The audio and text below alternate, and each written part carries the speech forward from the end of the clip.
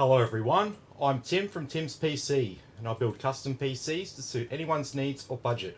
I also live stream my builds and repairs for transparency and educational purposes. So if you would like to get an awesome new PC you'd like to see it get put together live, send me a message today. Alright, so tonight we're taking a break from the usual gaming PC builds that we usually do to build another kind of PC that I say is just as important as like a gaming PC, especially if you're a streamer, and that is a dedicated streaming PC.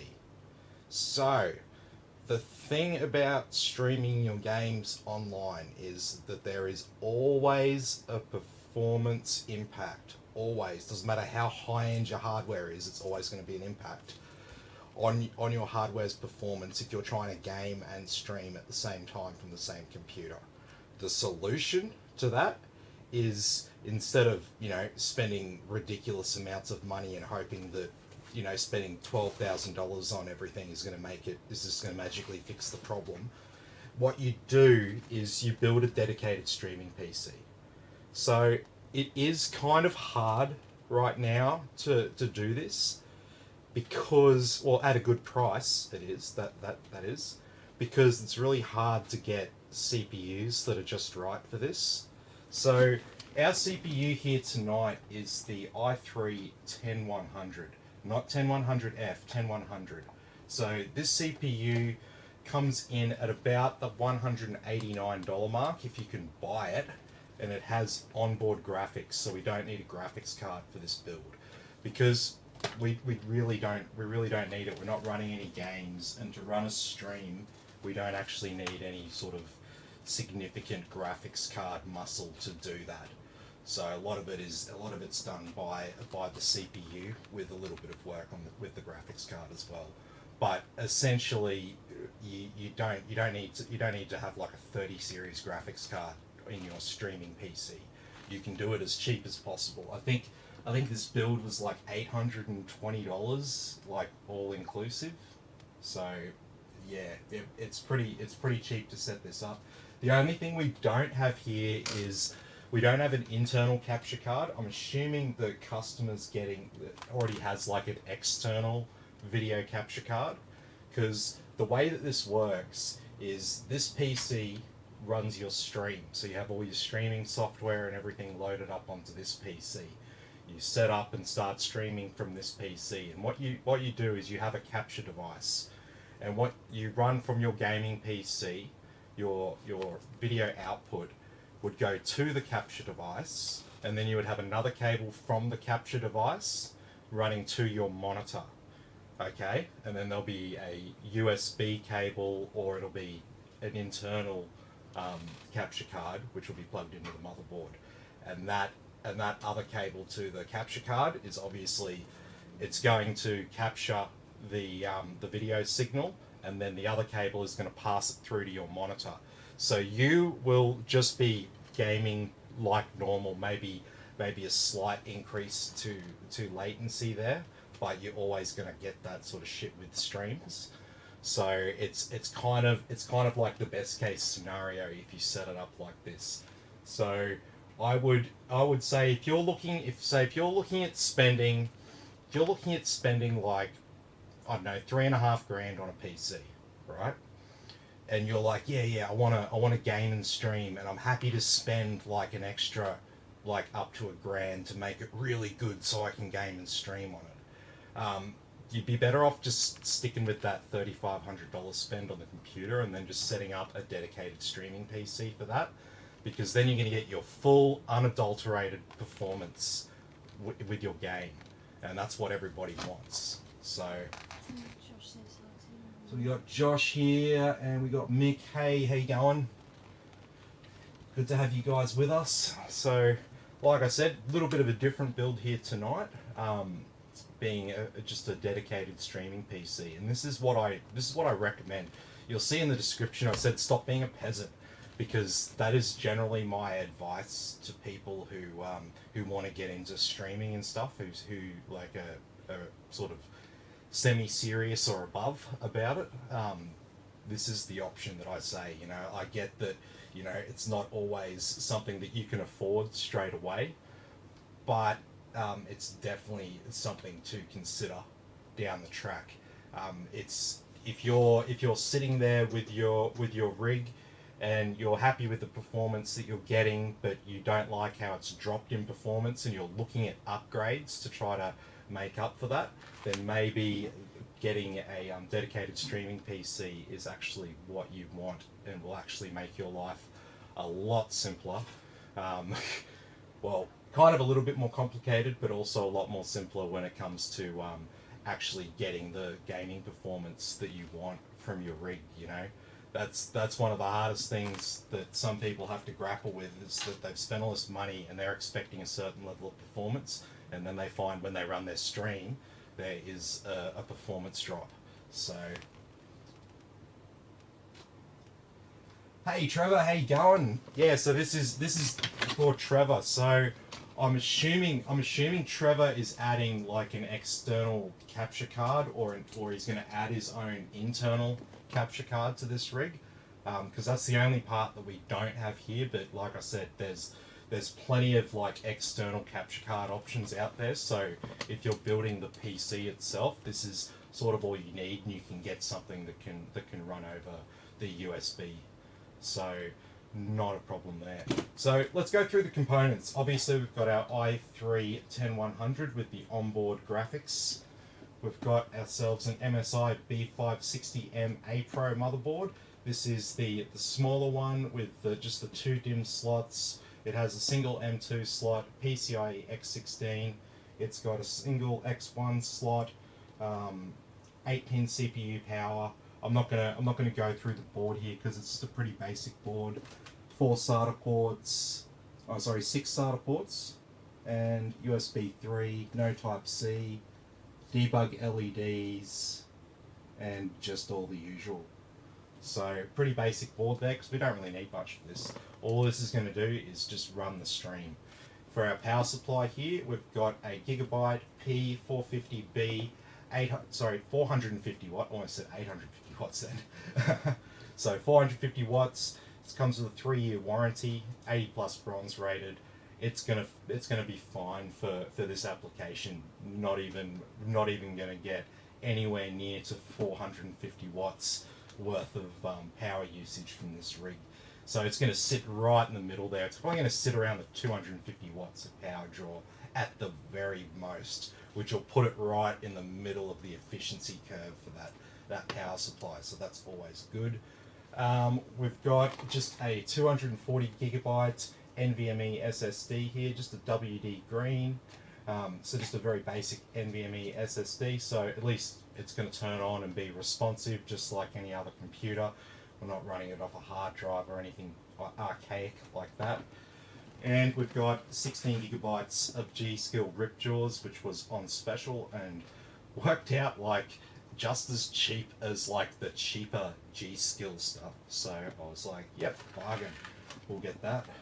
So, and for our case here, we've got a Deepcool Matrax 35. So this one here, I think it's actually Matrax, and I've just been saying it wrong for ages. That's pretty embarrassing, but you know, we all have those moments with various things. So this little case here is a very cheap case. You can pick this up for about 40 bucks. One thing you'll notice on this case is it still has the 5.5-inch slot there for an optical drive.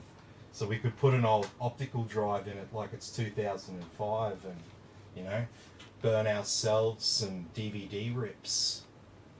Mad. Love it. Love the retro stuff, hey? Travis says I don't get performance drops, I just want a second PC and got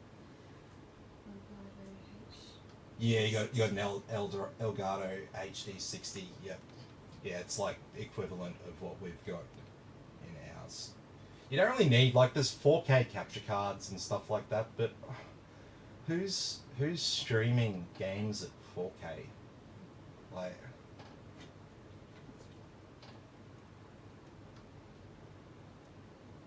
I'm now selling the DVDs.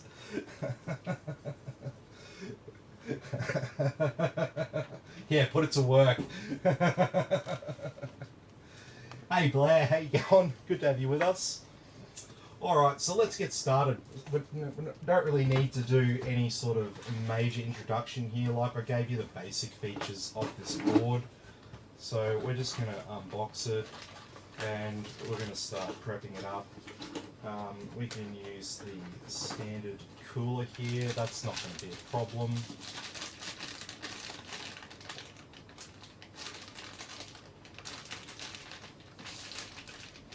Jeez, that tape was like stuck on there. It ripped the plastic up. Forget it, MSI. It hasn't been opened.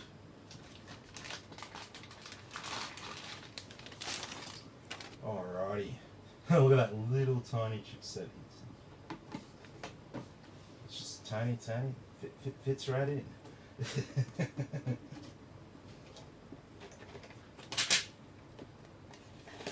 Who knows the reference?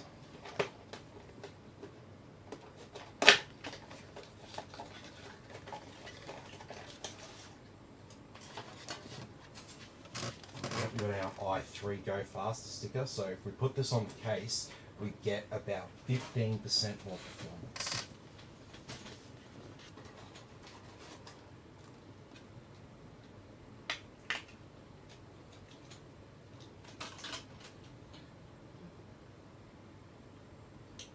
Yeah. PlayStation 3 into a PC is very hard because I need to take the PS3 apart and put a motherboard and run the cables. You wanna? Windows 7 and 64-bit on the PS3. So you want to gut a PS3 case and put a PC motherboard in there and turn the PS3 into like a modern computer? Is that what you want? Because that sounds like a really fun project that I'd love to do myself.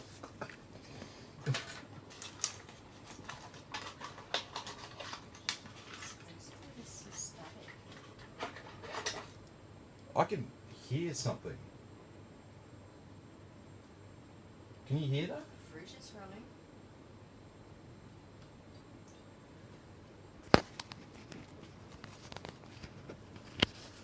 What's it like now? Is the static gone?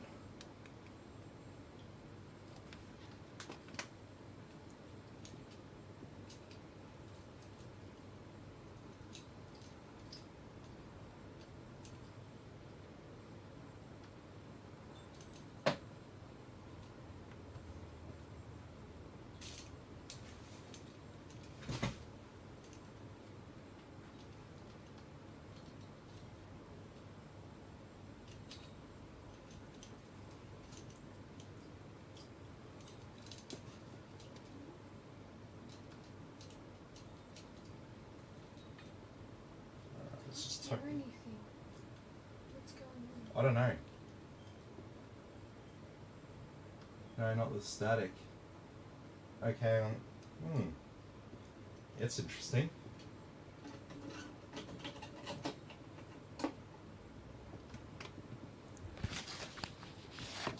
Yeah, because it shouldn't be this because the charger doesn't affect the transmitter on this wireless mic on my end.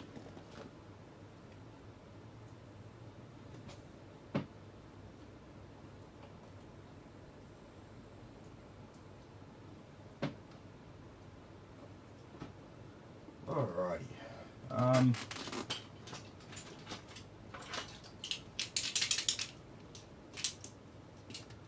So I'm just going to colour in with a paint pen here this Intel logo so it just looks nice and black. I always thought the blue sticker on the CPU cooler kind of looked pretty trashy. I don't like the coloured cables either. Like, why colour the cables, man? No one's fixing this. You know what I mean? Like, no one's fixing an Intel stock cooler. So why worry about the, like, tech-friendly colour cables? Like, I get it, I work on PCs. Coloured cables can come in handy for power supplies and stuff. You try repinning them, be a real pain in the ass. But yeah, M2. I don't think we need any screws or offsets. I think it's all in place for us here. Yep. So these are new. They're new to places that I buy from. And this is the Western Digital WD Green NVMe SSD, not SATA, NVMe. So there's always been the WD Blues, and we've used them here before. This one is the WD Green, so a bit cheaper. I'm not expecting quite as high read and write speeds on this, but like I said, it's not really going to be important for this particular PC. So, Yeah. Josh says, I think you should do a stream turning your PS3 into a performance PC. That would be awesome. I would, yeah, I would love to do that because I love doing like hard modding things like that. I think if I'm going to do one live, I've just got to have a really good game plan of what I'm doing, because if not, there's going to be challenges, and then you're going to have to sit there and wait for Tim to work it out. And I'd rather like keep things moving and be a little bit more entertaining with the live part of it. So, all right, so got that SSD sorted.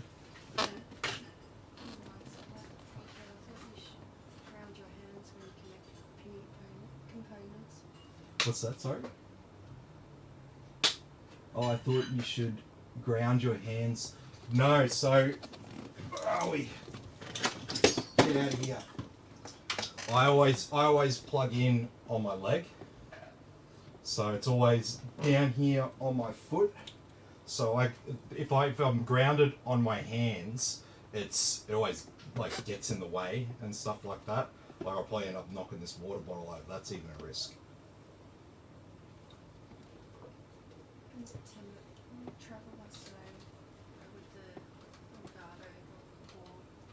You can plug the Elgato just into either of the X1 slots or the PCIe X16 slot. With the thing with PCIe, you can always plug a smaller interface into a larger slot. You just can't plug a large interface into a smaller slot, not without a splitter riser cable thing that they use for Bitcoin mining and stuff.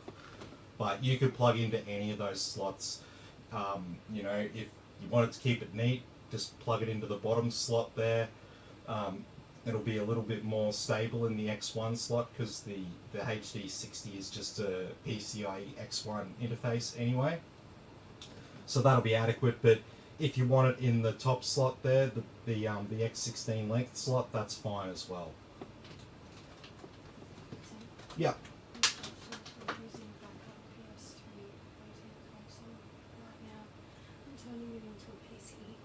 Yeah, nice.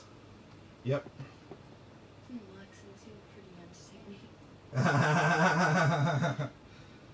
Mike is one of my friends from Grand Rapids in Michigan, if I'm not mistaken.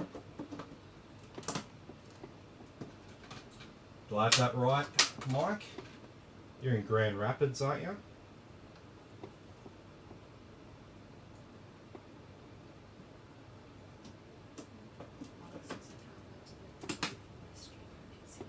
Yes, yeah. Me and Mark were talking about that the other day. So it was really strange. I think I was showing him this exact configuration, this exact specs of this build, and then Trevor messaged me. He's like, "Yep, need a streaming PC."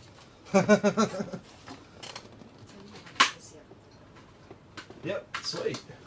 Got it right. Look at that. All right, so we've got our board prepped, and I just coloured in that that Intel logo, so it looks all nice and black there. A little bit of coloured cables there, but that's okay. Still gonna look alright. Not that this is about looks or anything. And we've got our power supply. So,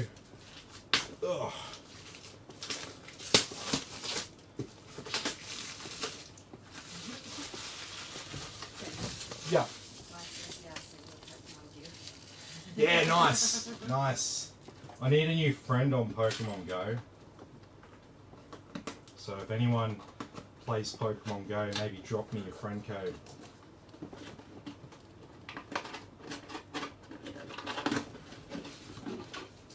Okay, so this power supply.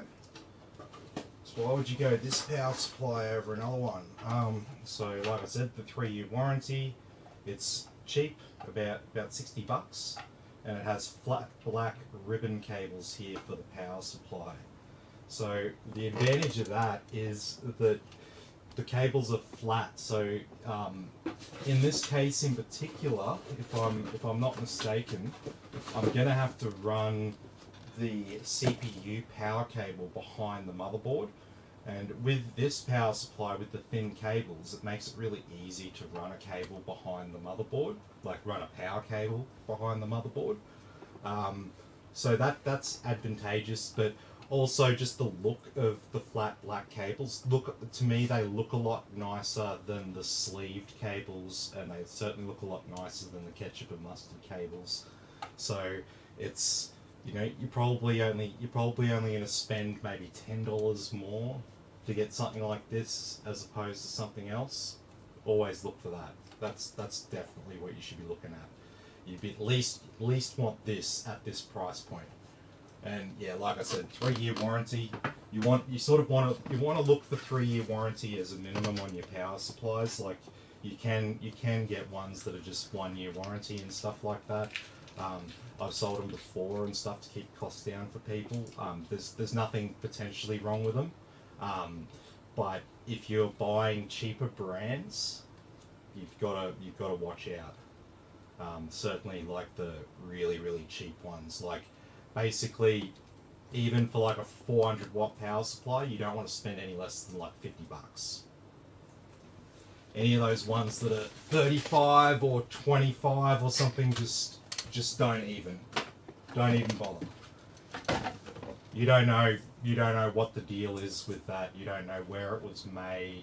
You don't know how good it is. You don't know whether, like, say if there's a power surge, whether the power supply would actually like kill itself and save your motherboard, or whether it would just fry itself and just let the power through and destroy your computer. So you want to make sure you get something decent. You don't have to spend $500 on power supply, but you know. So, Mark says, I might just get you to build it for me. Yeah, no worries. Charlie says quality is all I try to buy. Yeah, that's pretty much it. Like, always stare on the side of caution with tech. But yeah, like the only thing to worry about if you're just an ordinary consumer and stuff is just seek some advice with brands and stuff like that.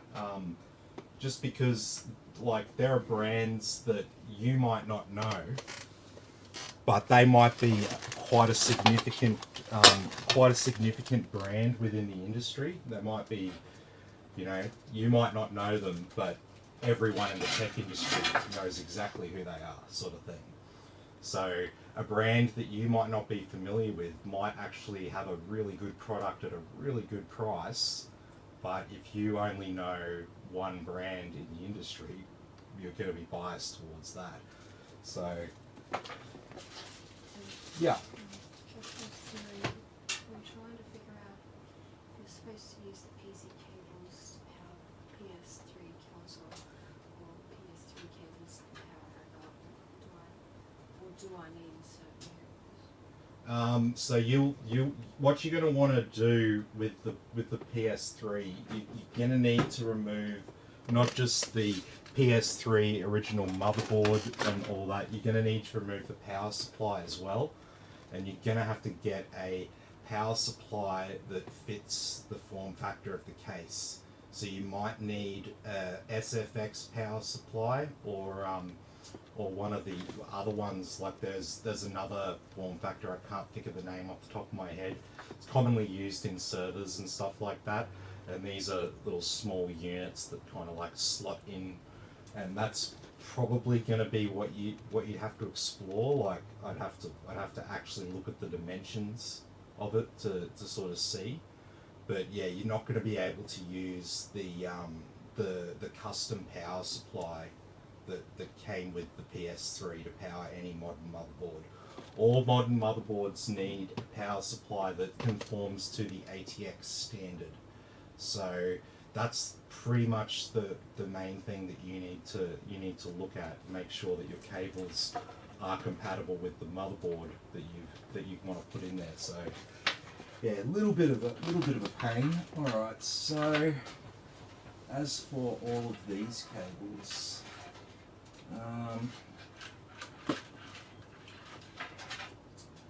and we're gonna put a fan. We're gonna put a fan on the front as well. Do I have another cable?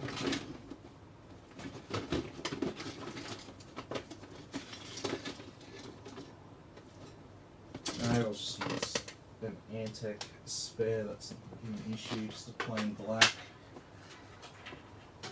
Alright, so I might just pull this front panel off completely, and how are we going to route this? That's one thing with this case, there's not really a great deal of cable management room, but we might do.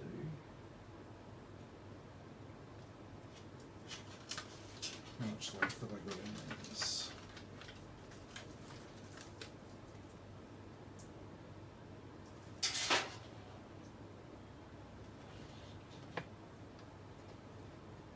Yeah, I should be able to sort that.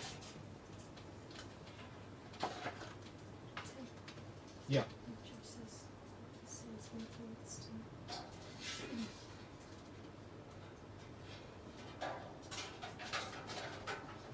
Yeah.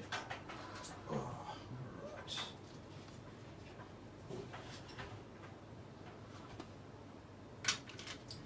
So yeah, we'll just put this. We'll just put this fan on. Tip it upside down like this. It's a very light case. And so there, we're just gonna have we'll make sure we have balanced airflow. That's always very important. Only like the most dunger, like grandma's PC with like really low powered stuff inside. That's the only sort of PC case that should just have one fan blowing air in.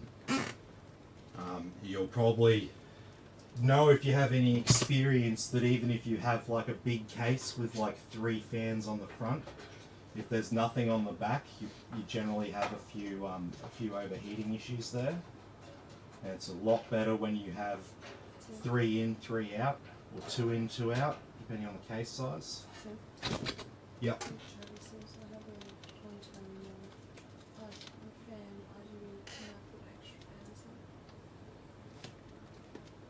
I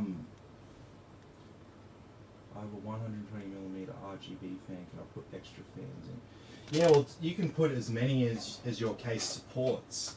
So, like, you might only have one addressable RGB header on your motherboard, but that's no issue because you can daisy chain devices up through that, either in the form of just like daisy chained fans connected through each other, or in the form of like an RGB controller that can be powered by SATA power, so then you don't have any voltage issue, which you'll run into if you start daisy chaining up like say 12 fans onto the one header. Then you'll have issues with the lighting, won't work properly and stuff. So alrighty, so we've got a fan on the front there now, and all these cables are actually just going to go straight back here, and they're going to go out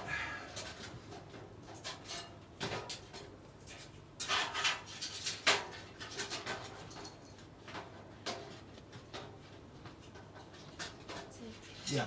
So it's might send you another delete. Yeah, that's alright. Are you serious? Oh man, really? After all that, this front panel doesn't actually fit over it like this. It's got these bits of plastic here, and it won't let you put a fan on like that. Which is a bit of a shame because there's a dust filter on there. I generally like to have a fan sort of right up to the dust filter, just so the dust filter can actually filter dust. Yeah, so that's a bit of a shame.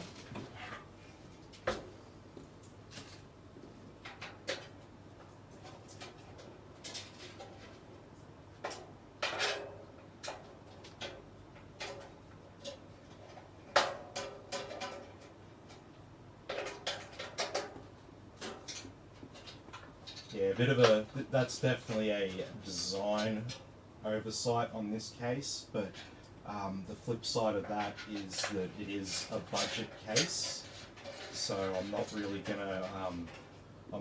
gonna hold it against the manufacturer for something like this, because it's, I mean, realistically, this isn't going to be paired with like anything high powered.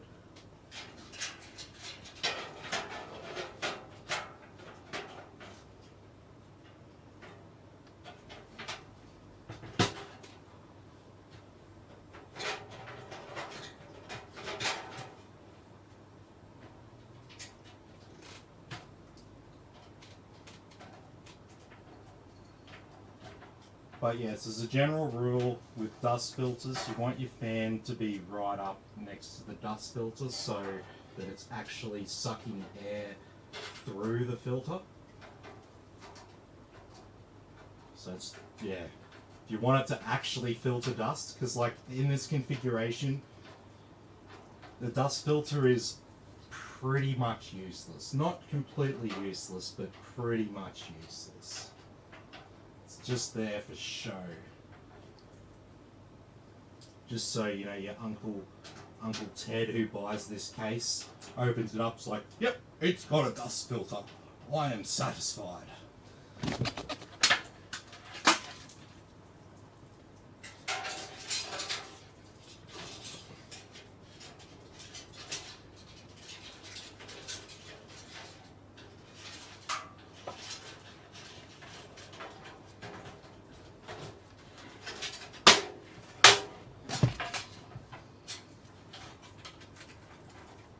Okay, so we've got, have a look at this room out here. There is essentially no room here to do essentially anything. We've got just enough room to run these cables discreetly out the back here, and there is no room for any power cables.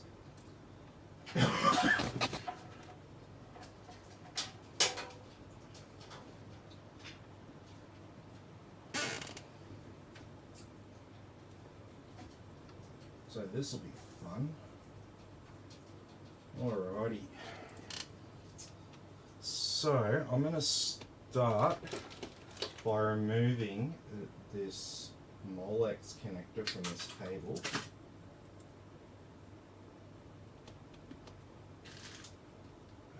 Just cut them off.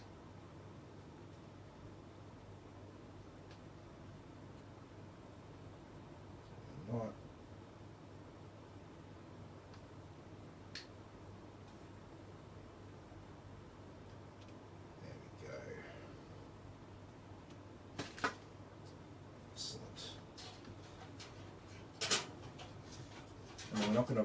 We won't be running it out the back, but we'll probably end up running this fan cable behind the motherboard when we put it in. Yeah.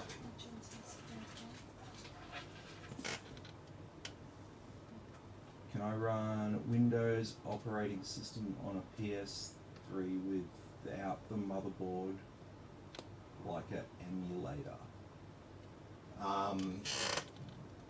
From my understanding, the last time I got up to date with console modding and stuff like that. I follow a channel, Australian guy lives in America, Modern Vintage Gamer. If you don't know him, check him out on YouTube. Check out his videos. He does a really good, thorough, deep dives into all the ins and outs of essentially hacking all the consoles, breaking them open and stuff like that. But I wouldn't want to run. I wouldn't even really want to run Windows 7 on PS3's actual hardware. Just, yeah, as a general sort of. So I'm going to mount this power supply with the fan inside the case. So it's not going to, it can be positioned on the carpet, it can be positioned anywhere, it can be taken anywhere, nice and portable. You can use it outside. Why would you want to use it outside? Oh, who knows, man. People have lives. People have lives. People have parties. Yeah, I People guess. get fucked People have up. friends, right? Yeah. People do stuff. I'm not here to tell you how to use your computer. I'm just here to help put it together and help advise you so you don't sink your money into something that's crap.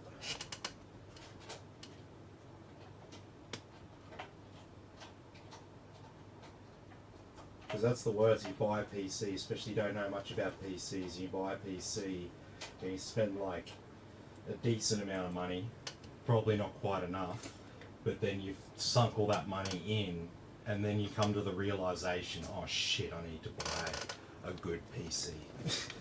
And that sucks because you've just paid the ignorance tax, which is not really fair. Yeah. Mike says we're going to go listen to some Detroit rock and roll and play some World of Tanks. Howling quickly because Jesus. what are you doing? I did not clip in the CPU cooler. I coloured it in, but I didn't clip it in. Oh my gosh. What are you doing? I'm getting distracted. You're talking a lot. And I'm just like, oh yeah, it's just an Intel i3 stock cooler. It's all good. It says I'm going to go listen to some Detroit rock and roll and play some World of Tanks. Helen Cricket, if you want to battle rock on Tim. Ah. This is really cool. Sorry, I'm usually sleeping when you're No worries, man. Have a good one, and yeah, join Mike if you want to play a bit of World of Tanks.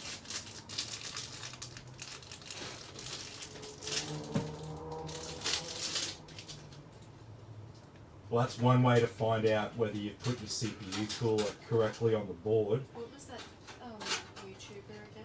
Oh, that's Modern Vintage Gamer.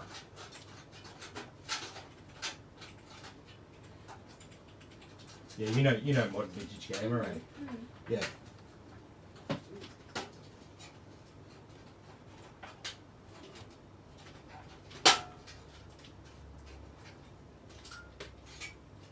I was like, I hadn't played with emulators for years, and I was like, I need to catch up and see where we're at.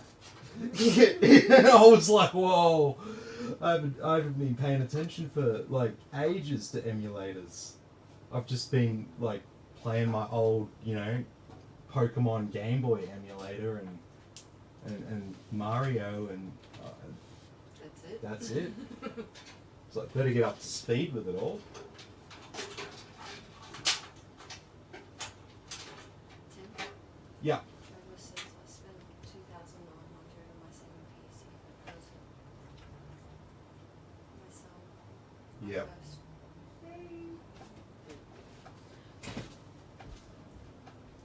What? Yep.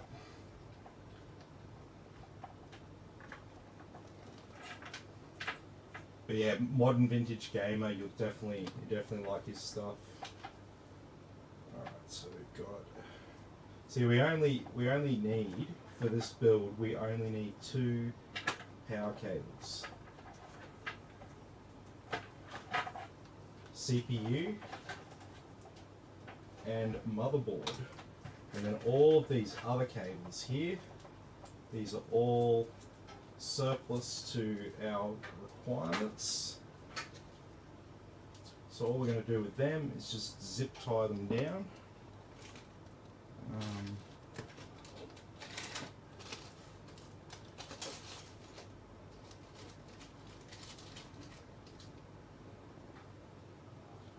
Actually, and because we're going to be plugging in the motherboard directly from down here into the motherboard, we're going to make this a little bit shorter. And then as for the CPU, we're going to leave that at full length because we're going to run that behind the motherboard, so we might want a little bit of extra length there. And so we're just going to tie these cables up and leave them in a nice neat bunch.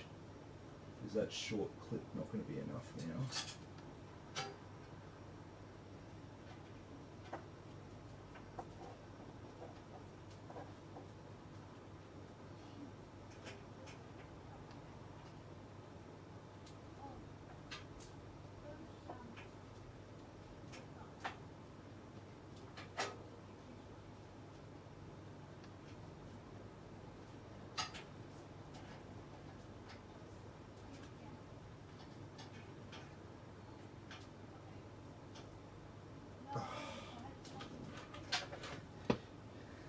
It's like, it's literally 3 millimeters too short.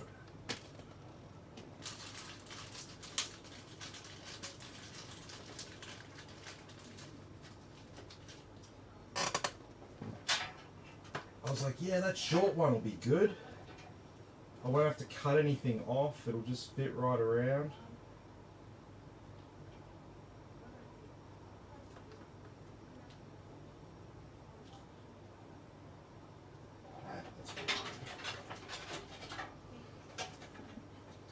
Yep, got enough length in that. Then our CPU cable. And run that down there behind the bunch. Okay, ready to get the motherboard in the case. So, do we need to change some offsets or do we have all of the correct offsets? We have all of the correct offsets. Love it.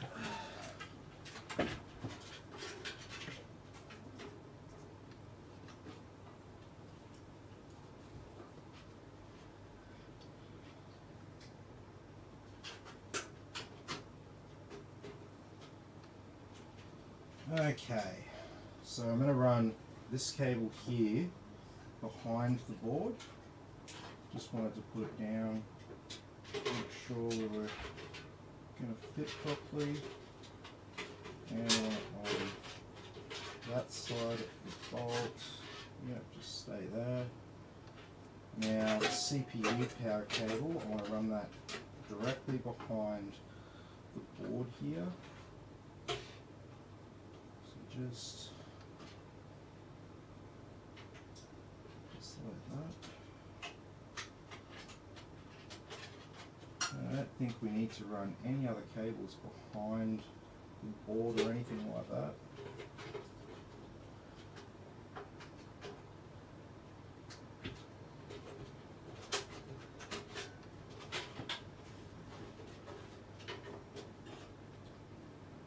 That's looking pretty good.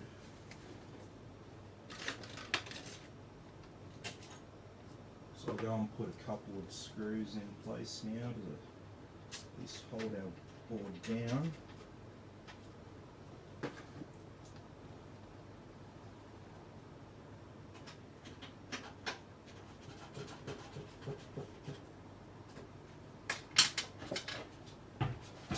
Okay. I've just got this fan cable here. Plug it into this fan 1. And we have a third. Third fan header. No. Okay. I will grab.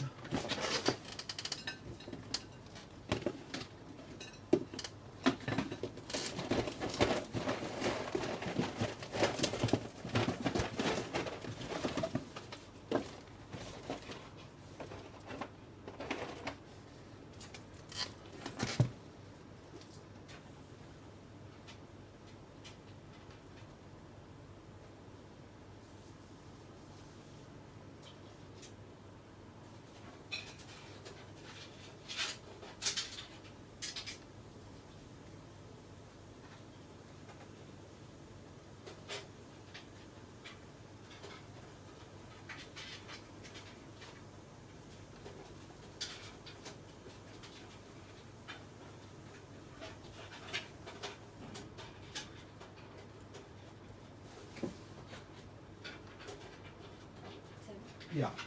Ferguson's been in that first, so it'll be so bad.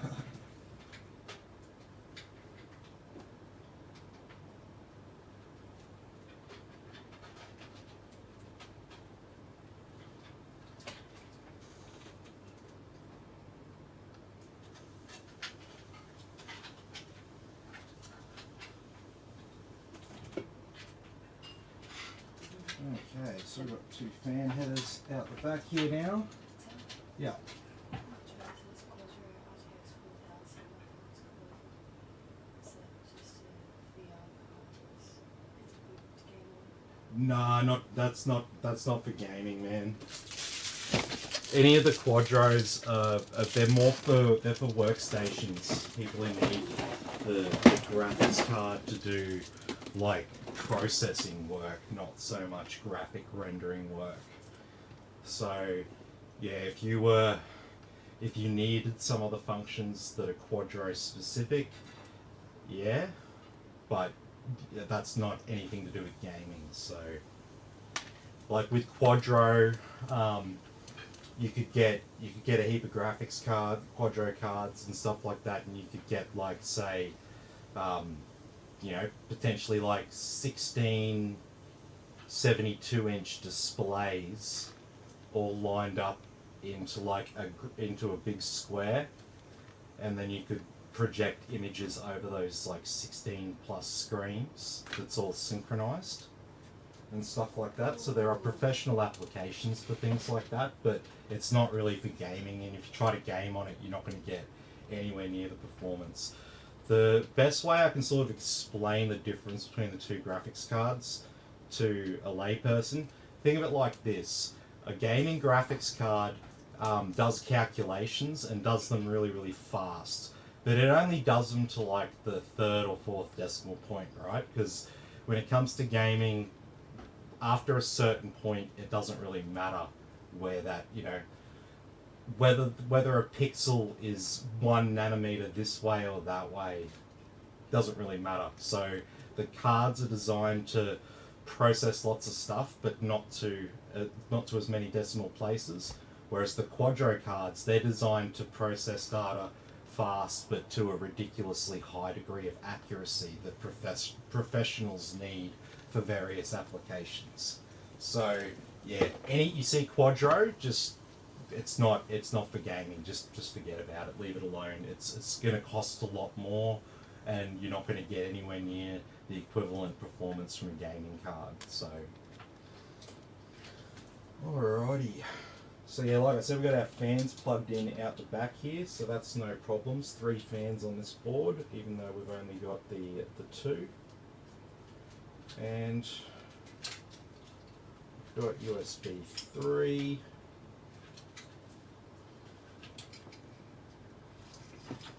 And so that can come out here.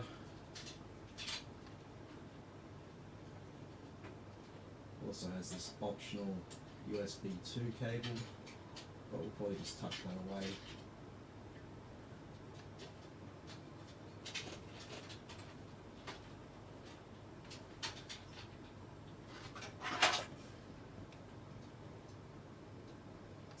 Yeah. What's that? He only has a 3060. Oh, that's alright. 3060 is decent. It's the mid-tier option, essentially.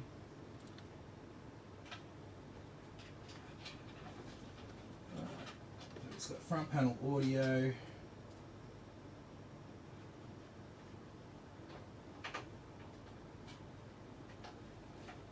USB 2.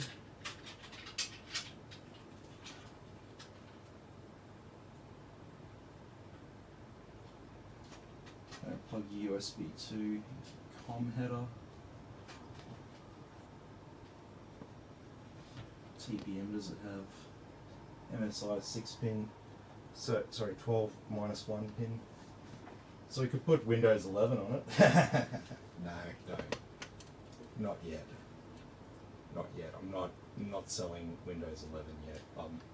I'm all ready. I'm going to make a video of a fresh install of Windows 11. at some stage. I've got the USB drive all formatted and ready to go.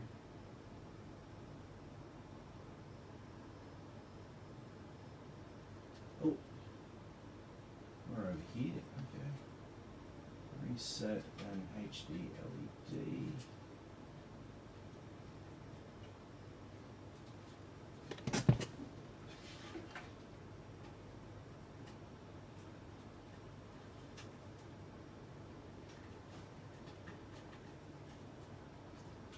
And we've got our power cable.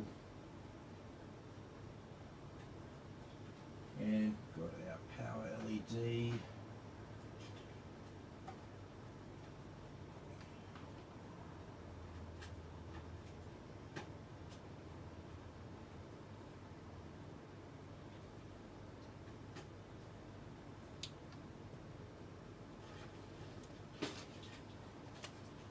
Okay, so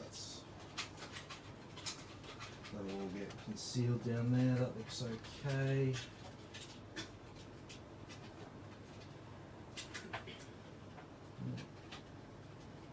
Tuck them behind the fan there. That'll be good. Excellent. All right. That is one PC. I might just put a couple more bolts in it because I don't want the motherboard falling out.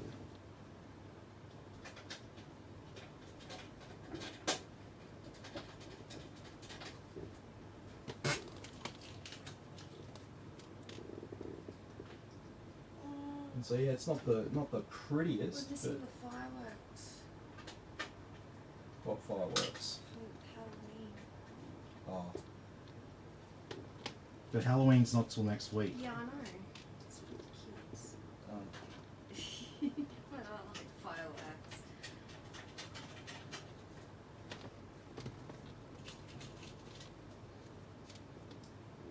Travis said, okay, the gaming PC I have runs RTX 2080 Super. That would would it be worth to upgrade it to the 30 series? RTX 2080 Super.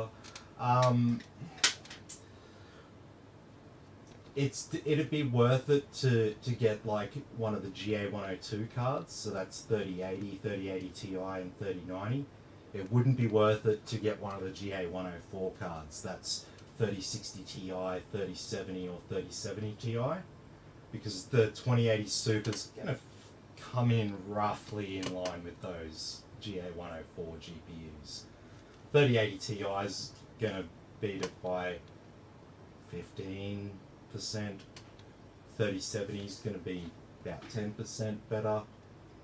3060 Ti might be pretty much on par with it.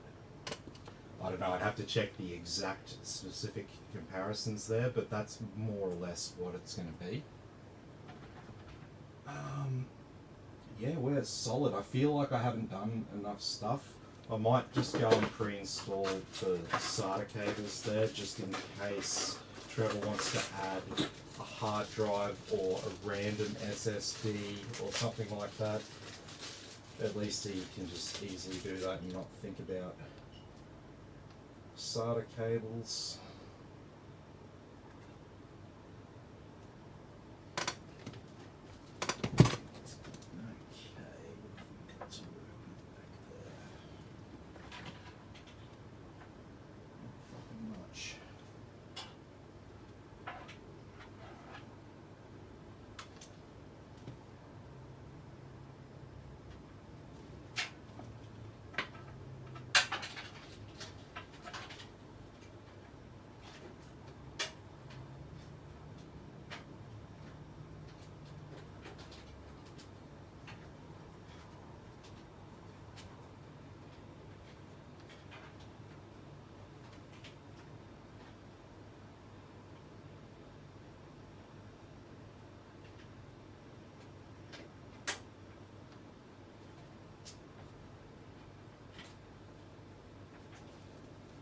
And I will grab another one that's got the same shape.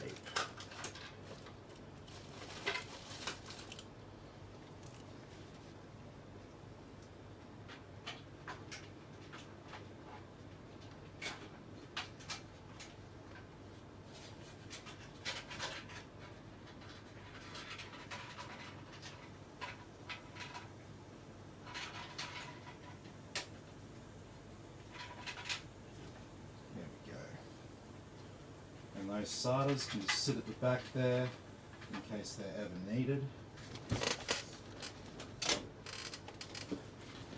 And that is all we really need to do. There's no need to tie any cables down or anything like that.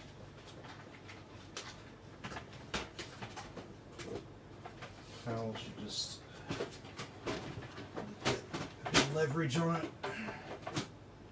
There we go.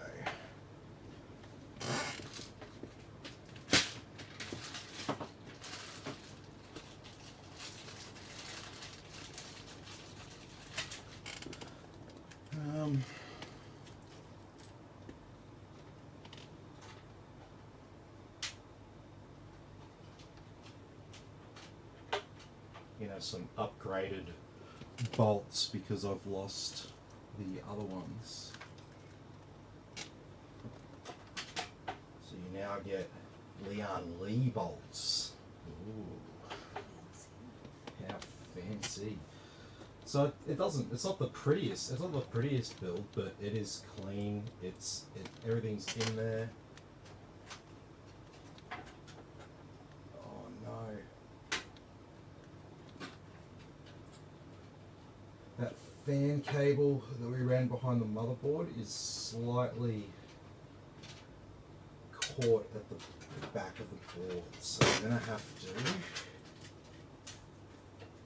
very carefully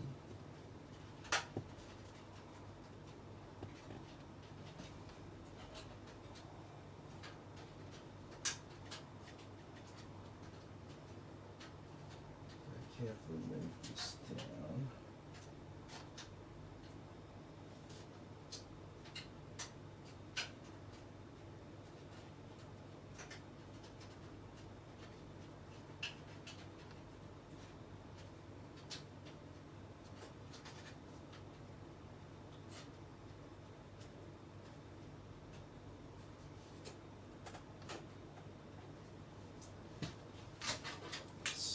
That is a bit better.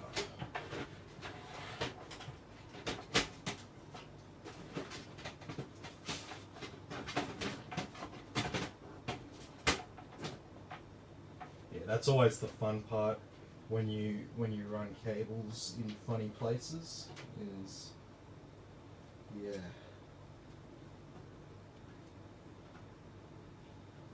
That's alright. Yep.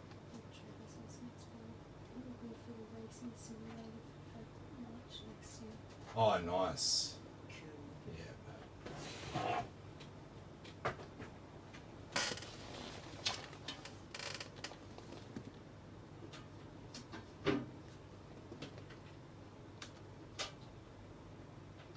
This case has had some slight little upgrades since the last time I built in it. It's got better bolts on the side here, and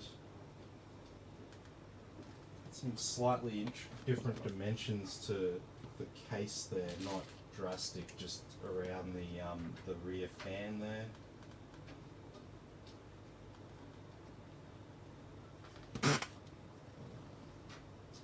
Alrighty.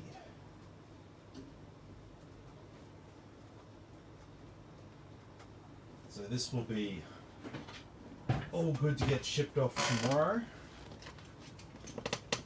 So I'll probably even pack it up tonight and have it all ready for me.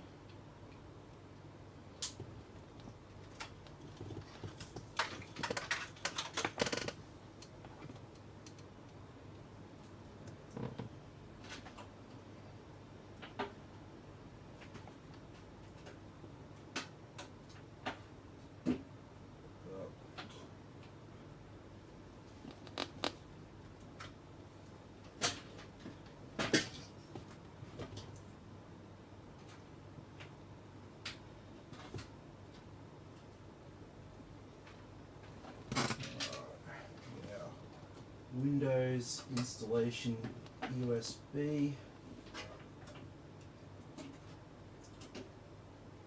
Oh no. Oh, those stupid tabs. I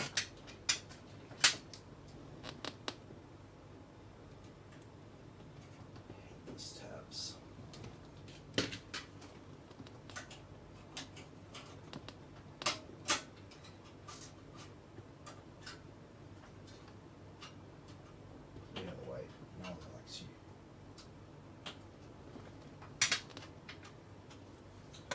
Alright. We are all ready to go. Our power supply switched on. So there's no RGB lights, you're not going to see anything. You'll have to take my word for it that it comes on. And it has. What's light is what's catching.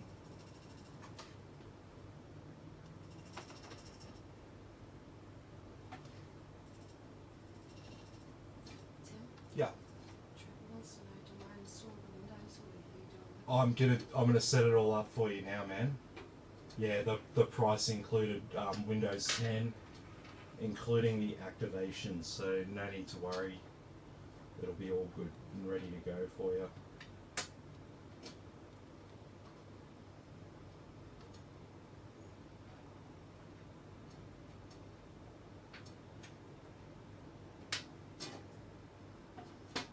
Okay, what was catching on the fan there?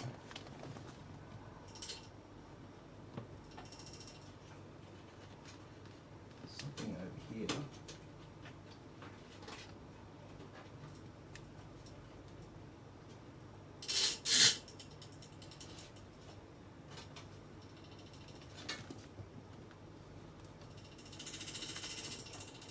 What is that?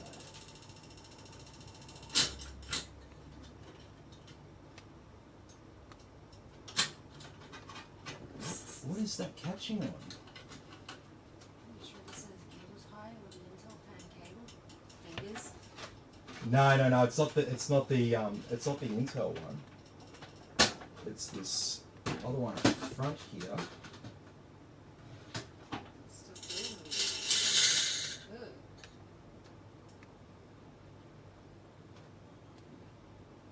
What's going on? I think it just needs a little bit of spacing.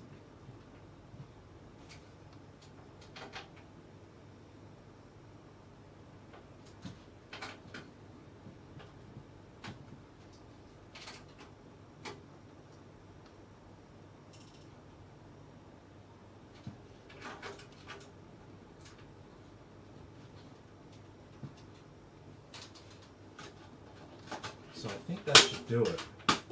I think I just did the bolts up a bit too tight. It's just me being thorough. Yeah, so now it only... Yeah, sweet. Okay, so let's share the screen so people can see what we're actually doing.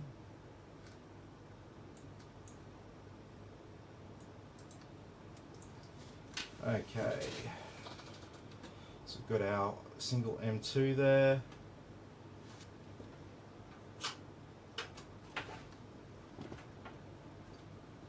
Why did we not boot to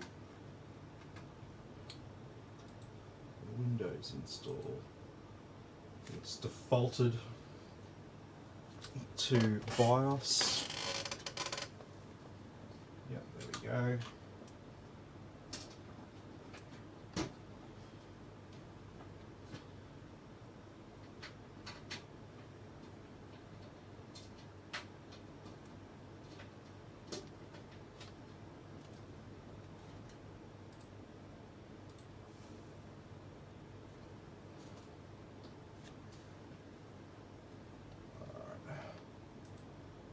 Put your code in later.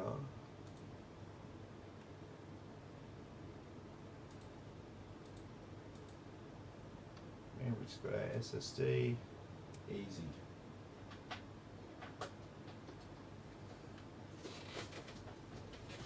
Fresh install, and then we'll get all the Windows updates installed and shit like that. I've probably got faster internet than you. Probably.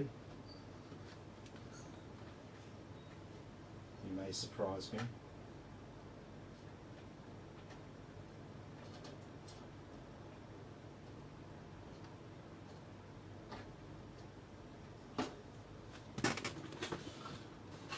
Okay.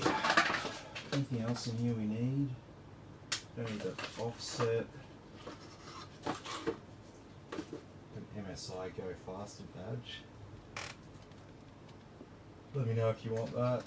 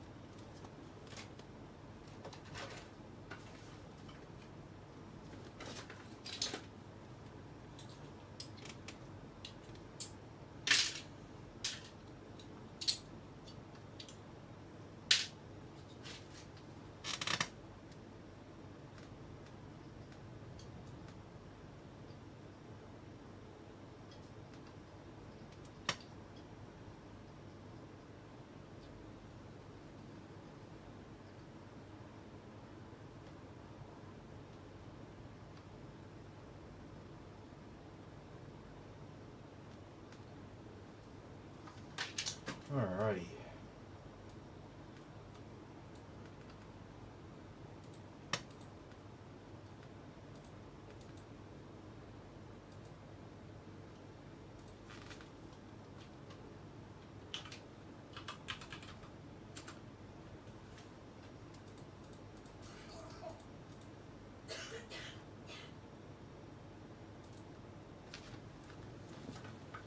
Okay, let's plug in some internet.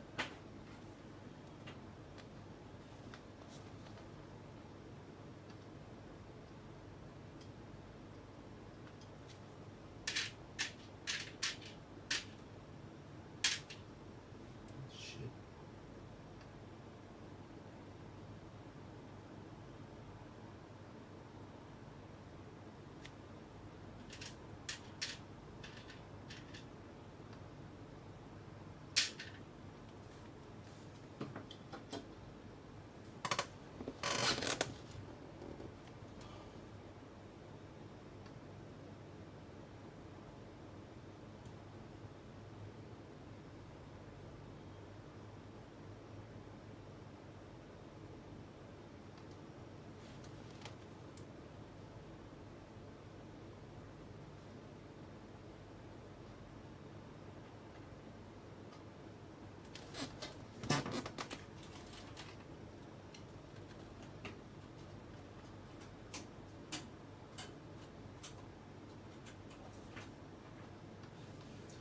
Alrighty.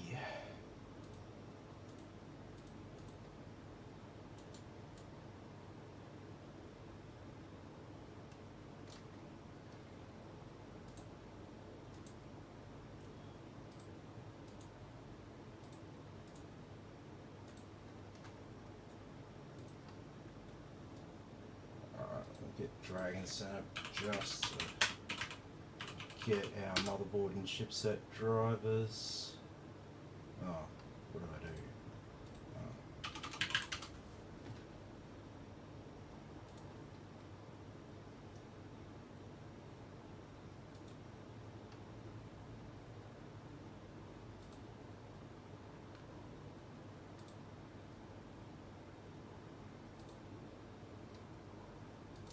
And I will install Cinebench because I will stress test it just to make sure it's not going to like die after one use.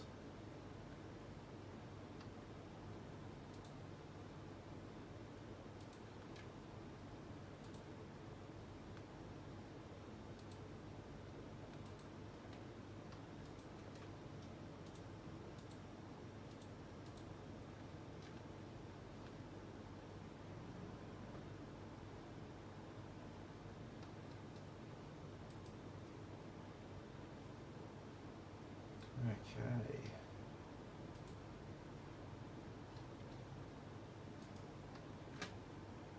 Update eventually. Let's just load some basic apps on here. Down some custom icons. It's not really for games, we won't put a games folder down. I'm not installing any game clients.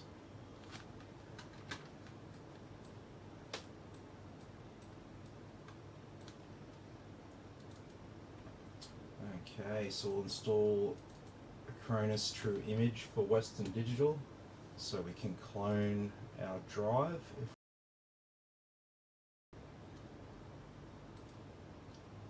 Don't need that, don't need that, don't need that. No, no.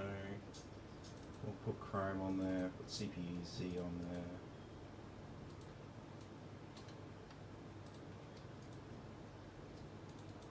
Disk info, disk mark.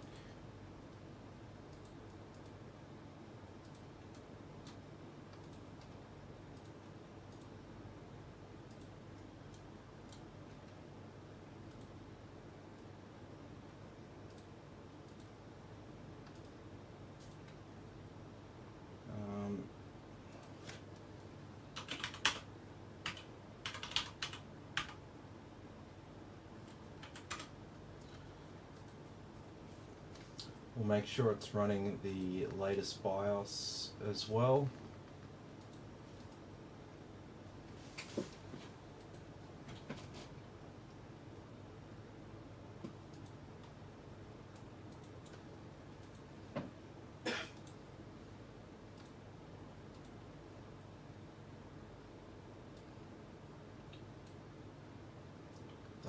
SSD there.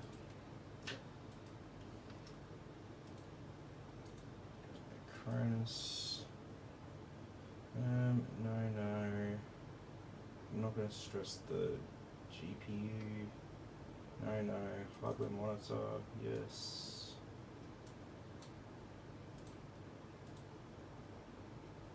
Intel driver update support assistant.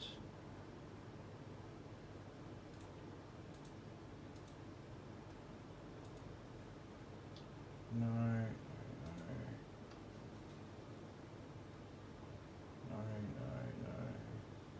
Don't worry about Office.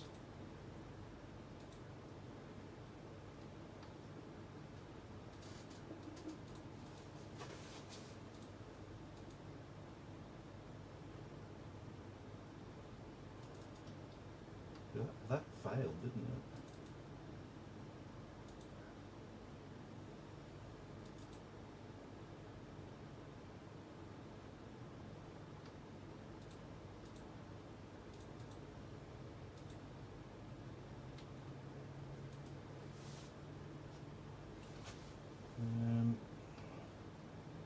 Yeah, I'll install the benchmark apps. They can just be uninstalled if you want, because we'll have a look at how good the integrated graphics are at gaming if you had to game on this PC.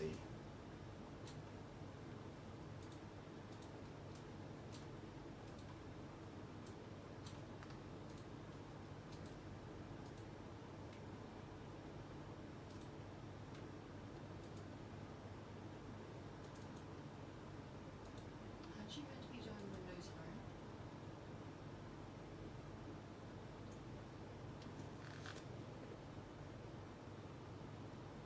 Home? Oh, that's right.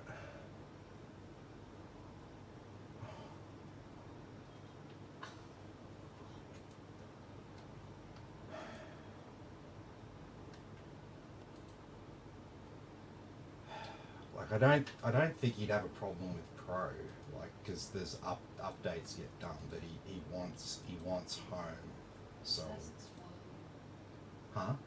Says it's fine.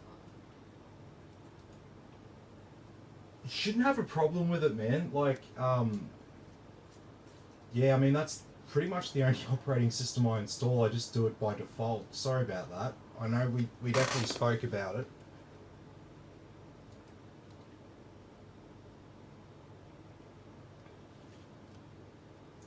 If there's a problem,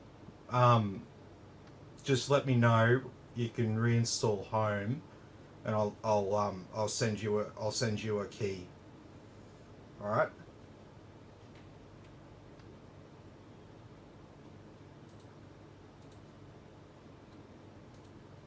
Damn.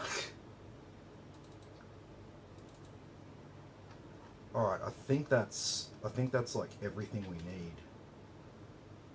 We don't need Office. We don't need anything else.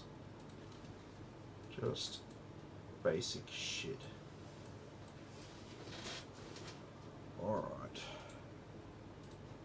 So we'll set the date and time.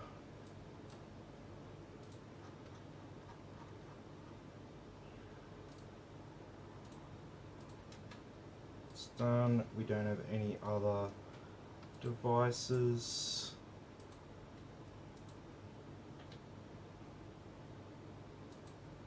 Some installs there. There we go with all this.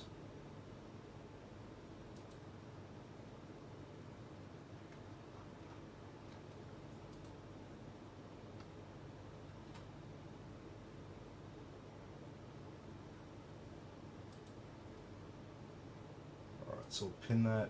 This is start menu. Sometimes stuffs up with Windows 10, you can't open it. So to access this for the first time, you need to run it as administrator, and that's just the easiest way of doing it. So you can, once you do it, I'll leave it there for now because I can't get in the start menu.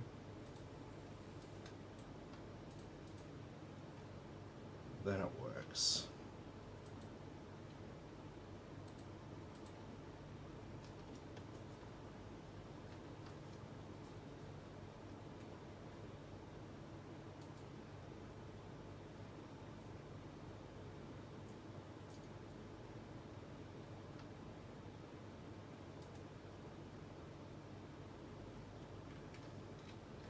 And yeah, if you do find that it is stuttering, yeah, hit me up, because it's probably some service in the background that's causing the issue. So you could probably just terminate that service, disable it from functioning and stuff.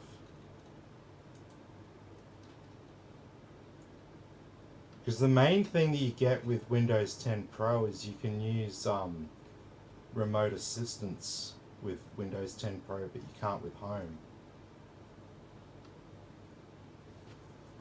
And that's one of the reasons why I usually install Pro, is if worst case scenario I need to use remote assistance with someone,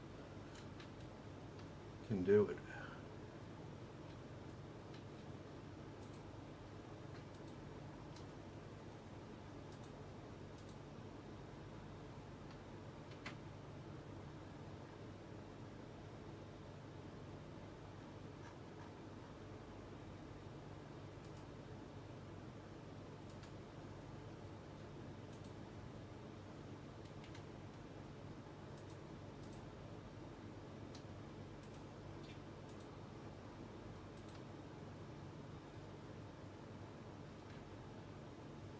Yeah, sweet. While that's going on, let's have a look. Let's have a look at our budget NVMe SSD. This is the WD Green, not the SATA one, the NVMe one.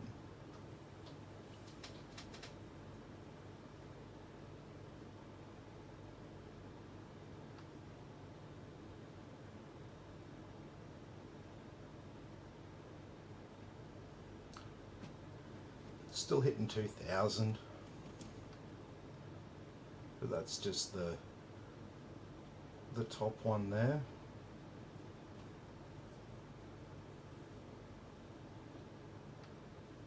A bit lower there. Are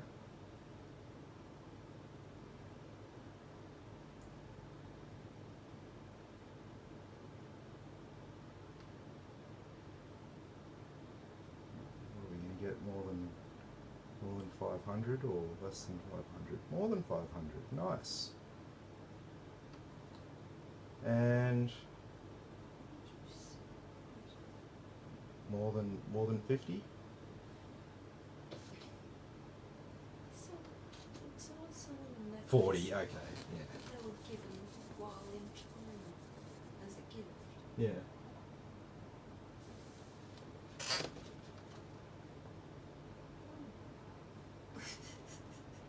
Oh well. I guess if you don't wear Well, it. that would be anomalous. Surely that's anomalous.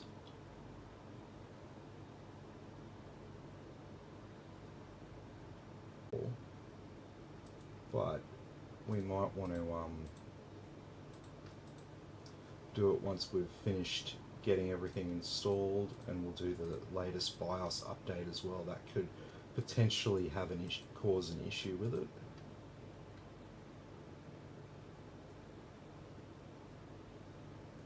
At least the random single-threaded QDepth one 4K is a little bit better there for the writes. Over 100, that's pretty good. That's trash. That's trash. That's trash. That's okay. But I'm not. This is one test, so something else could have been happening. The drive could have been accessed by something else during the test, because we're still doing installation here.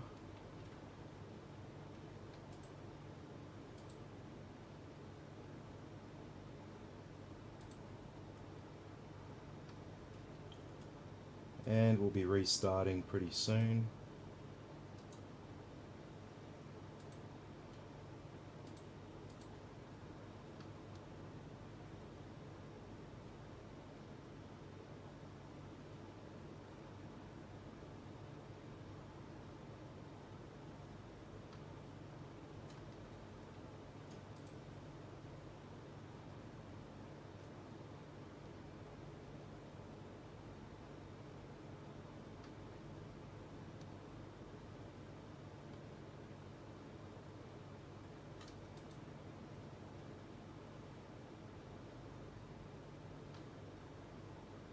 Sweet as.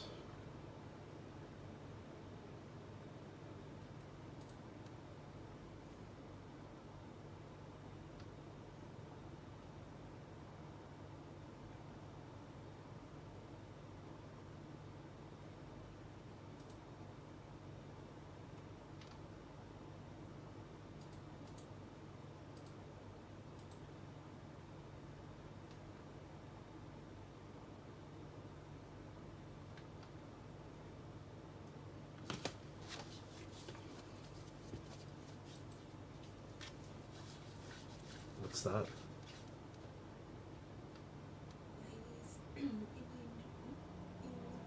Oh, okay. This are they look really heavy.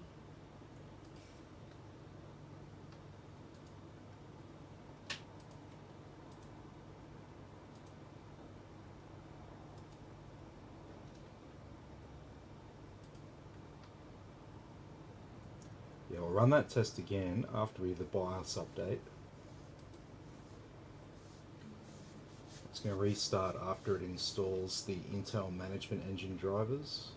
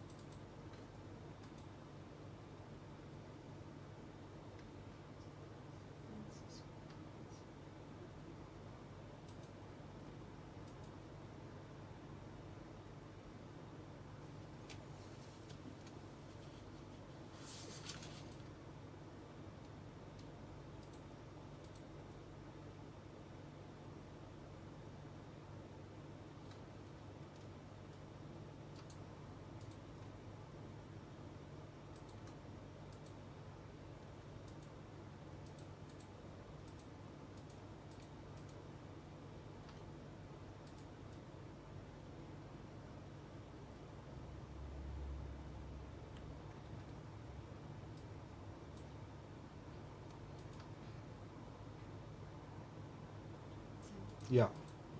Trouble with light speeds. Does that affect streaming? No. No, that's just how quickly information is written to your SSD. So not a big deal at all.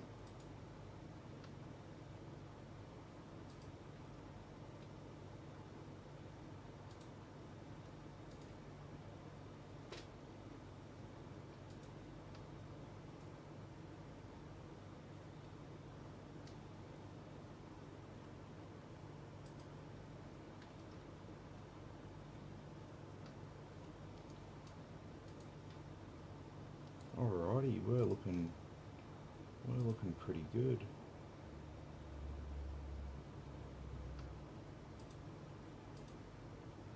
Yeah, so Cronus True Image for WD is good as well, because if you like, say for whatever reason, say you wanted to move this install of Windows and everything on this PC to a bigger SSD, you could clone the drive onto the new SSD, and then you could just delete the information on the old one.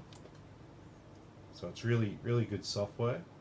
With the WD edition, you can only use it to copy from or copy to a WD drive. So you can go from a WD drive to a non-WD drive, and you can go from a non-WD drive to a WD drive, but you can't go from two non-WD drives. You need the actual full version of Acronis to do that.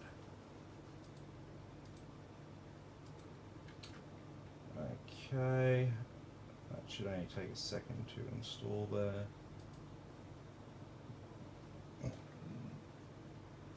We'll just restart it now, it'll still do its install.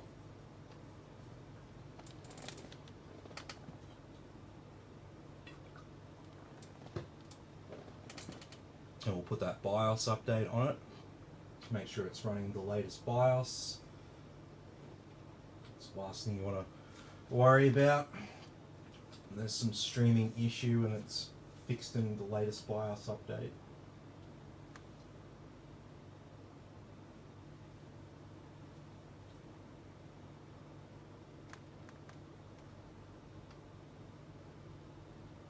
So yeah, so all you got to do is just download OBS or whatever you use and plug in your capture card and you're good to go.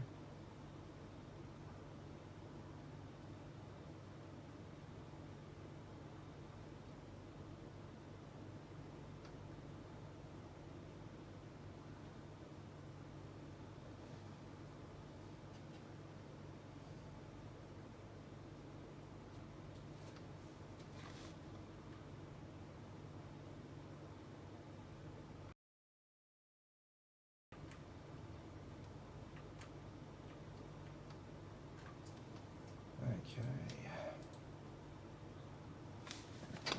So go into flash mode now. We'll get that BIOS update loaded for it.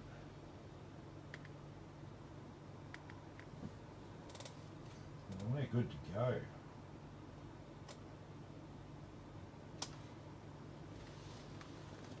Okay.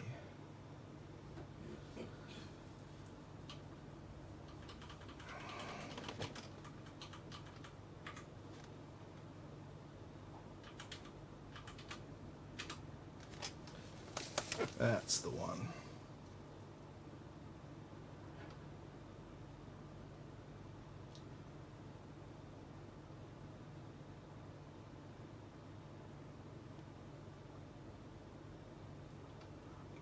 Doesn't look like there's been any significant updates to it. We've got version 2 to version 2.3, but it's 7 months newer.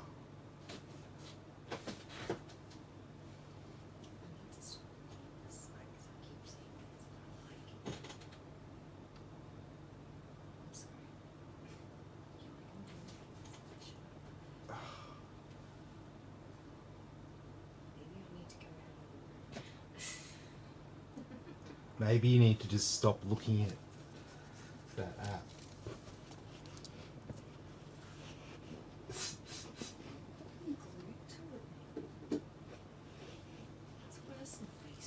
Yeah, I know. I'm aware.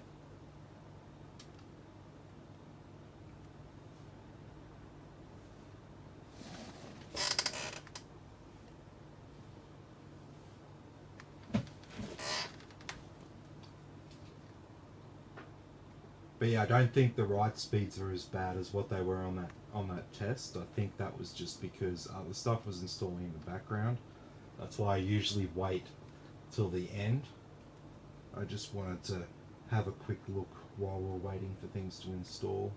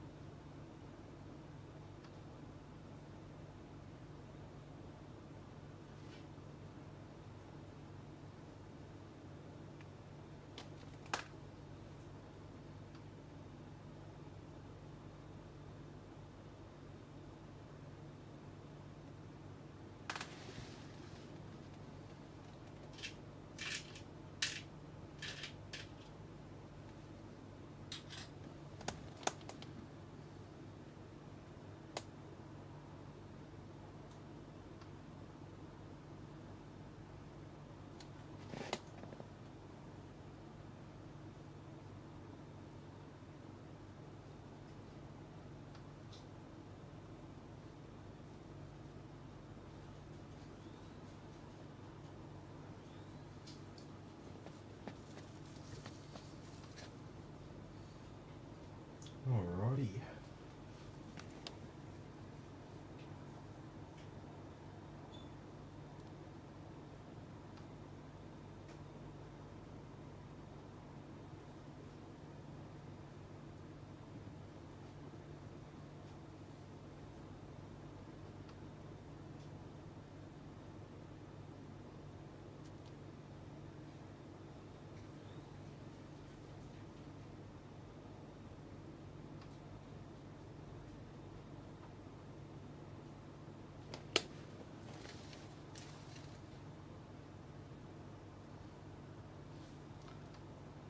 Alright.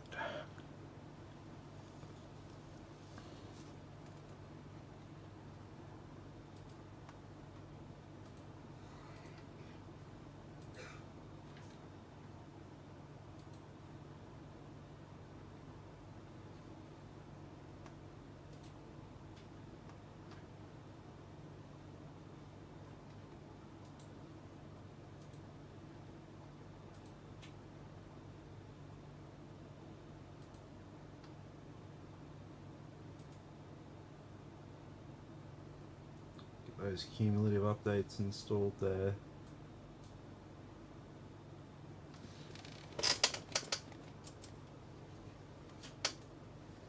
Don't need that.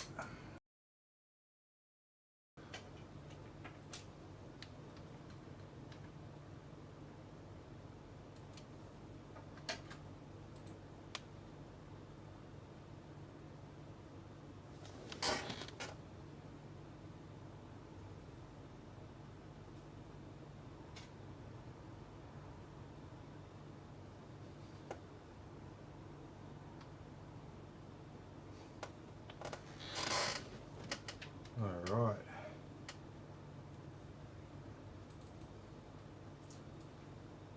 Yeah, so over here in Task Manager we can see that there's some things being written and read from the disk there. Not much. Looks like it's all but settled down now. So now we can run the same test and we'll see this should be a better example.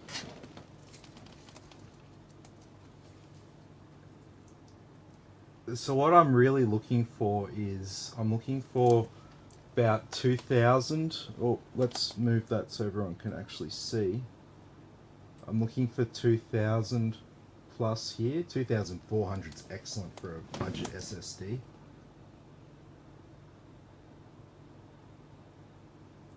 $17, yep.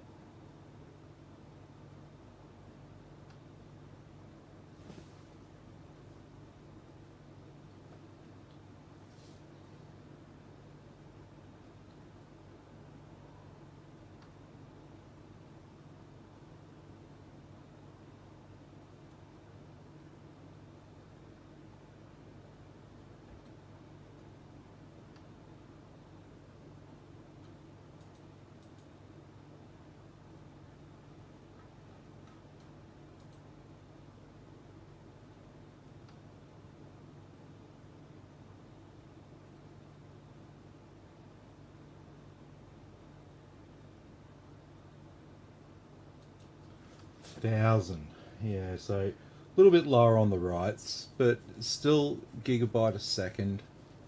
Is it going to consistently do it across? Yeah, cool, cool.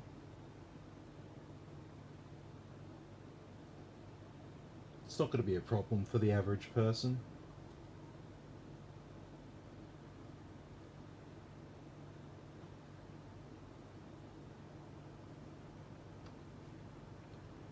Yeah, a little bit slower there. Q depth 32. Single threaded, I think that one is. And yeah, 121 at the bottom there for the random core, the random 4K Q depth 1 single threaded. Yeah, cool. Alrighty, so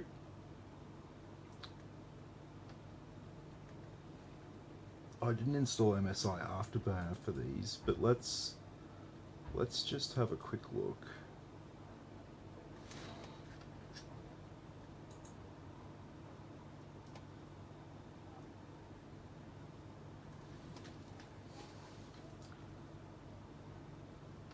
So if we were to run this, I'll have to tell you what the frames per second that it's running at.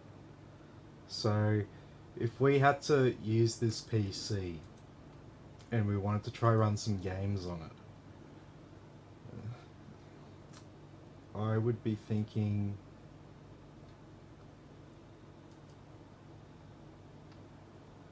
low, everything off 720.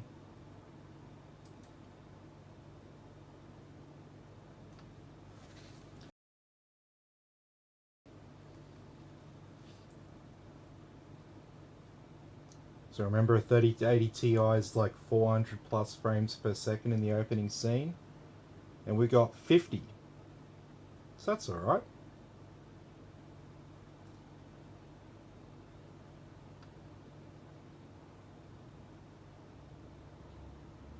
Be nice if we could have some anti-aliasing, but that's okay. Yeah, 70 70 frames a second here.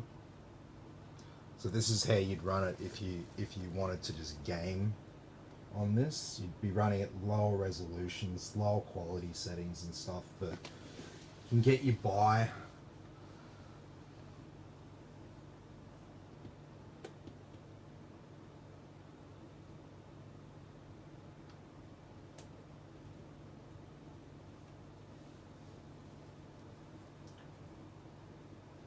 Yeah, sweet.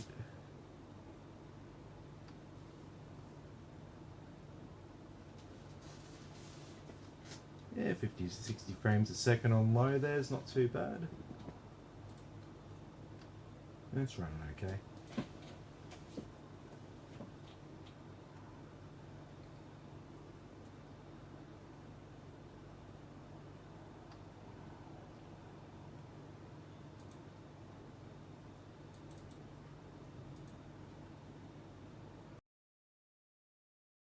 Not much point doing 4K one. Valley. No, I just wanted to see just roughly how it ran there with that quick DirectX 11 benchmark. Now we can put it under a little bit of stress. Oh, Disney Plus is in the update now for Windows. Look at that.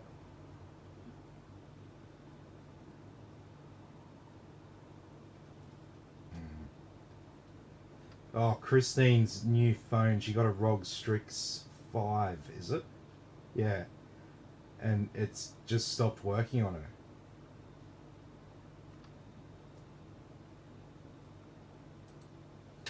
Won't turn on, won't do anything.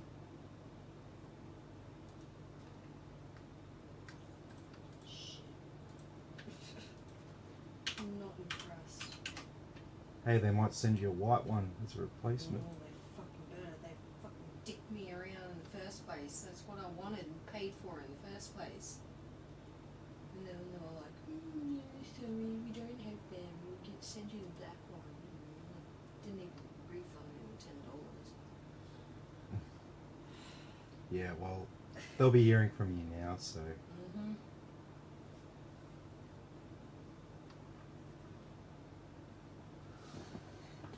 So yeah, no issues here, as you can see. It's there at 70 degrees. I don't think it's gonna get any hotter than, I don't think it'll get to 80.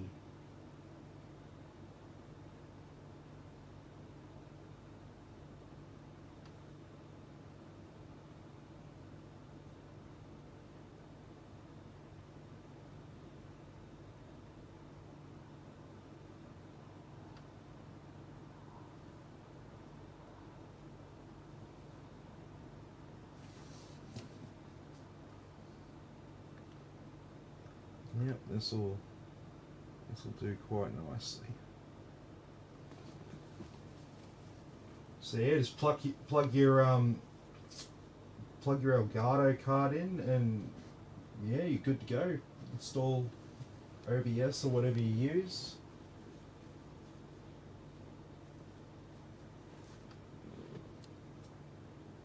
It's all sweet. So yeah, like I said, I'll let it run through just so I've given it a bit of a test run for you, and hopefully, if there is anything that's going to die, it'll die while I'm giving it its first run, and then it will just be a nice, easy situation for Trevor to deal with. Just, yep. You can put it on carpet and stuff because you didn't put the power supply in the right way. So, being a streaming computer, it can probably get moved around and stuff like that. Might get taken to another house. Blah blah blah blah blah. So, you don't have to worry about carpet.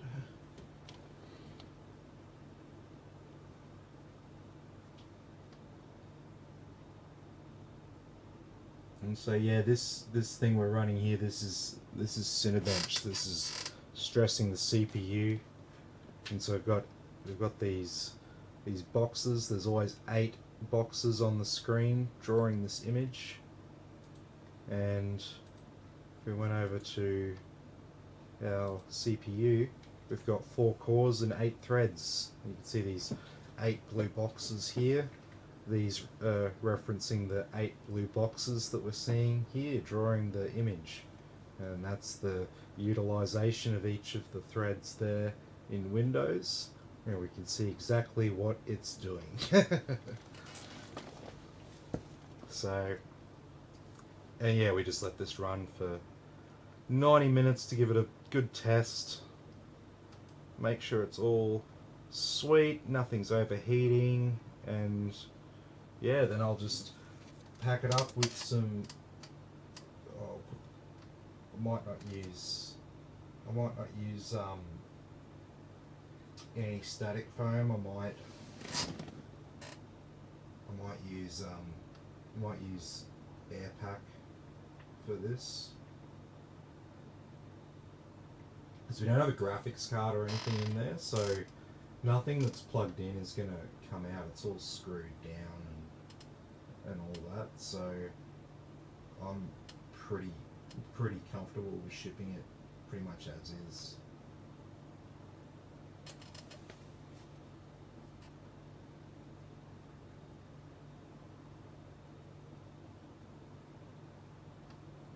Yeah, I was chuck a Hyper 212 on there. Nah, you're not gonna need to. You're not gonna need to, man. It's not like you're gonna be like, you're never gonna be using the PC as crazy as what we're doing now in Cinebench. This is an absolute torture test for a CPU. It's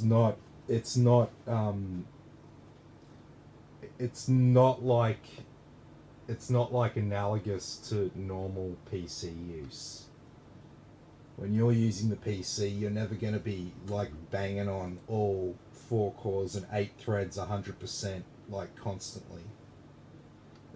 That's how you're using the computer if you're like rendering a video or something like that, not just streaming your game, running OBS or whatever.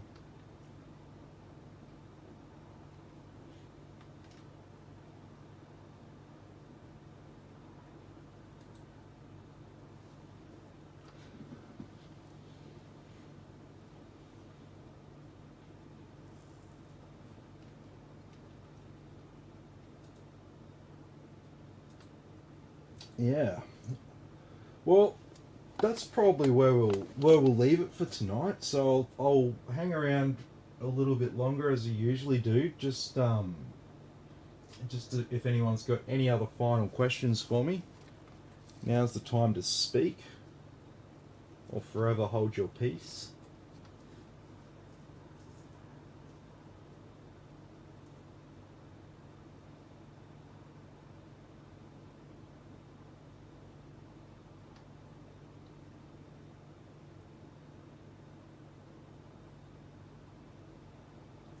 Never fully understood that saying, hold your peace. I guess it's as good as we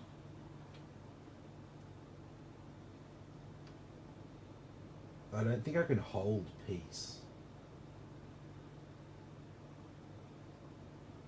Like, just saying.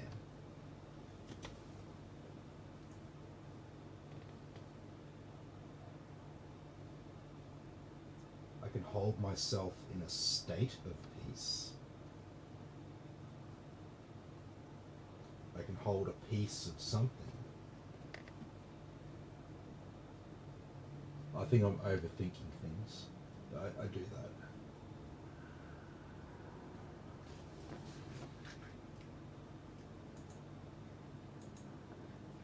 Oh, jeez. We haven't been looking at the YouTube chat.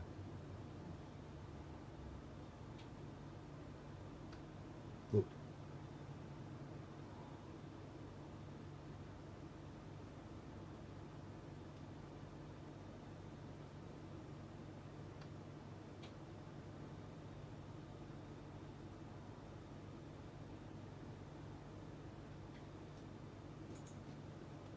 So I had a question here about the Quadro card. The person's probably not watching anymore, but I mean, you can use a Quadro card for gaming, but it's just not going to be the same price to performance. If you get $1,500 Quadro card, the $1,500 RTX card, the $1,500 RTX card is going to shit all over it at gaming. But the Quadro card has its niche application for certain people. But don't let the name like Nvidia. You see Nvidia and think, oh yep, Nvidia graphics card, sweet. I'm sorted. Quadro is their professional workstation cards. They're not designed for gaming. You won't get the same gaming performance as compared to the equivalent spend on an RTX card.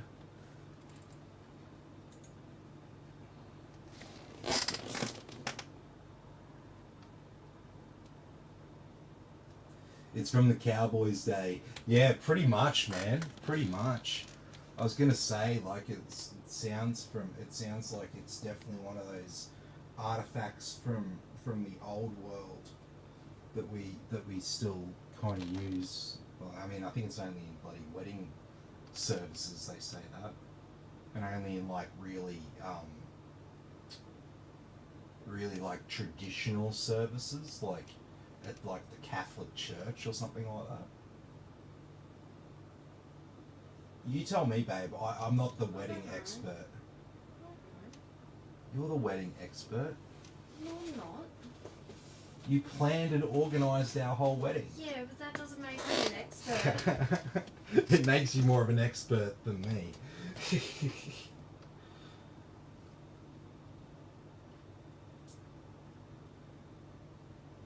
Nah, alright. I think everything's all good here. How's those temps? Yeah, mid-70s, that's where it's going to sit. No issues there for heat. Yeah. Oh, that'll be a good little rig. It'll do its thing, and yeah, I mean, eventually you might end up with something else, and then you can just sell this as just a home computer for someone in a few years' time. It'll be fine. No graphics card, 16 gigabytes of RAM, SSD. Yeah. So it's the one thing that everyone always like forgets about with purchases, especially things like appliances, cars, houses, anything like that, like bigger purchases, right? People never consider the fact that one day they're going to resell what they bought originally, you know?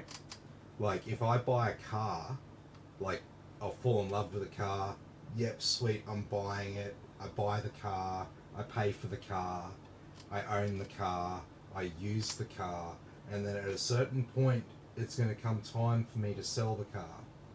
So, that's one thing that people sometimes forget when they buy things. They just rush into whatever's cheapest, they get blinded by those numbers, and they don't consider what it's going to be like trying to resell this in like 3 to 5 years time, or whatever the anticipated life of the product is.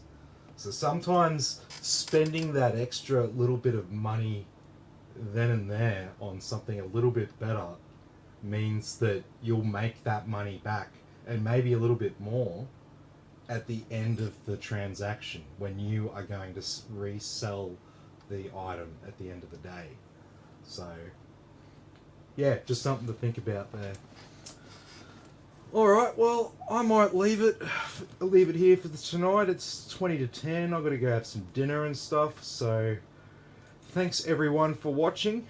And let me just get the mouse on the screen there, and I'll move it back just like that. My assistant's not doing it for me. So thanks everyone. Be sure to like and subscribe to the channel, and I'll catch you all in the next video.